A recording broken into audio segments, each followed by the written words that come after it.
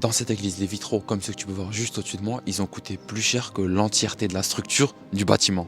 Cette église, elle est bâtie au XIIe siècle par un monsieur qui s'appelle l'abbé Suger. L'abbé Suger, c'est avant tout un grand théologien et un grand théoricien qui réfléchit beaucoup. Et pour lui, il est essentiel d'intégrer un maximum de lumière dans son édifice. Pourquoi? Pour la simple et bonne raison que pour Suger, la lumière, c'est une manifestation du divin. En ce sens-là, ce qu'il décide de faire, c'est d'aménager un maximum d'ouvertures dans son bâtiment.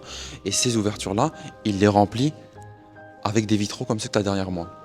Ces vitraux, ils ont une valeur particulière parce que selon le sujet, ils permettent de transformer la lumière de l'extérieur, la lumière basique du quotidien, en une lumière qui est transfigurée, une lumière divine. Son but pour sujet, c'est que dès qu'un fidèle rentre dans l'église, ce fidèle il soit confronté à une lumière qu'il ne connaît pas, à une lumière pleine de couleurs, puisqu'il faut se dire qu'au Moyen-Âge, on n'a pas forcément l'habitude de voir autant de couleurs dans son quotidien. Dès que le fidèle entre dans l'église, il voit plein de couleurs, il sent la puissance divine, il sent qu'il se rapproche de son Seigneur. Si tu as apprécié cette info, pense à liker et t'abonner. On se retrouve bientôt pour une nouvelle vidéo.